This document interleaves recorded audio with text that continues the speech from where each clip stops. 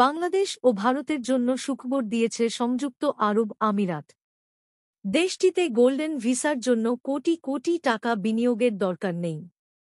বড় ধরনের বিনিয়োগের পরিবর্তে বাংলাদেশি ও ভারতীয়দের জন্য চালু হয়েছে মনোনয়ন ভিত্তিক গোল্ডেন ভিসা। এর আওতায় তারা পাবেন স্থায়ী বা পার্মানেন্ট ভিসা। পরিবার সঙ্গে নিতে পারবেন। গৃহকর্মী ও গাড়ি চালক রাখতে পারবেন।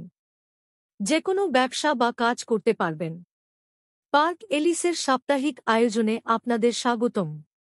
সঠিক তথ্যের জন্য প্লিজ আমাদের চ্যানেলটি সাবস্ক্রাইব করুন। আগে দুবাইয়ের গোল্ডেন ভিসা পেতে দেশটিতে কোনো ব্যবসা অথবা কমপক্ষে 2 মিলিয়ন দিরহাম বা 6,68,00,000 টাকার বেশি মূল্যের সম্পত্তি কিনতে হতো। তবে নতুন মনোনয়নভিত্তিক ভিসা নীতির আওতায় ভারতীয় ও বাংলাদেশিরা 1 লাখ দিরহাম বা প্রায় 33 লাখ টাকা বা 23 লাখ রুপি ফি দিয়ে দুবাইয়ের গোল্ডেন ভিসা পাওয়ার সুযোগ পাচ্ছেন। ভারত ও বাংলাদেশের জন্য এই নতুন ভিসা পরীক্ষামূলকভাবে চালু করার প্রক্রিয়া চলছে। রায়াত গ্রুপ নামে একটি পরামর্শক সংস্থা ভারত ও বাংলাদেশে মনোনয়নভিত্তিক গোল্ডেন ভিসার প্রাথমিক রূপটি পরীক্ষা করার দায়িত্ব পেয়েছে। রায়াত গ্রুপের ব্যবস্থাপনা পরিচালক রায়াত কামাল আইয়ুব এই নতুন ভিসাকে ভারতীয় ও বাংলাদেশিদের জন্য একটি সুবর্ণ সুযোগ বলে অভিহিত করেছেন। ভারত ও বাংলাদেশের এই পাইলট প্রকল্প সফলভাবে শেষ হওয়ার পর আমিরাতের অন্যান্য সিপিএ আওতাভুক্ত দেশগুলোতেও এই নতুন ভিসা চালু করা হবে। জানা গেছে, আগামী 3 মাসের মধ্যে প্রায় 5,000 ভারতীয় এই নতুন ভিসার জন্য আবেদন করতে প্রস্তুত। এবার আবেদনের সহজ প্রক্রিয়াটি সম্পর্কে জানুন।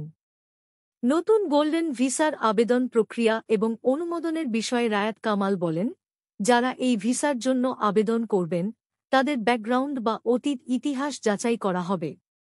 এর আওতায় অর্থপাচার এবং অপরাধমূলক কর্মকাণ্ডের রেকর্ড যাচাই হবে। আবেদনকারীর সামাজিক যোগাযোগ মাধ্যমও পরীক্ষা করা হবে। কর্তৃপক্ষ বলছে, এই ব্যাকগ্রাউন্ড যাচাই প্রক্রিয়ার উদ্দেশ্য হল আমিরাতের বাজার এবং ব্যবসাগুলো যেন আবেদনকারীর কাছ থেকে সংস্কৃতি, অর্থ, বাণিজ্য, বিজ্ঞান, স্টার্টআপ, পেশাদার পরিষেবা এবং অন্যান্য ক্ষেত্রে কিভাবে উপকৃত হতে পারে তা নির্ধারণ করতে পারে। এরপর রায়াত গ্রুপ আবেদনপত্রটি সরকারের কাছে পাঠাবে। সরকারের নির্দিষ্ট দপ্তর মনোনয়নভিত্তিক গোল্ডেন ভিসার চূড়ান্ত সিদ্ধান্ত নেবে। আবেদনকারীদের দুবাই ভ্রমণ করতে হবে এবং তাঁরা নিজ দেশ থেকে প্রাথমিক অনুমোদন নিতে পারবেন। আবেদনগুলো ভারত ও বাংলাদেশের ওয়ান ভাস্কো সেন্টার, তাঁদের নিবন্ধিত অফিস, অনলাইন পোর্টাল অথবা তাঁদের ডেডিকেটেড কল সেন্টারের মাধ্যমে জমা দেওয়া যাবে।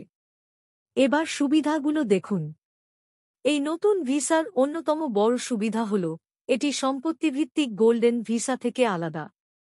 সম্পত্তিভিত্তিক ভিসা সম্পত্তি বিক্রি বা ভাগ হয়ে গেলে বাতিল হয়ে যেতে পারে, কিন্তু মনোনয়ন ভিত্তিক ভিসা একবার পেলে তা স্থায়ী হবে।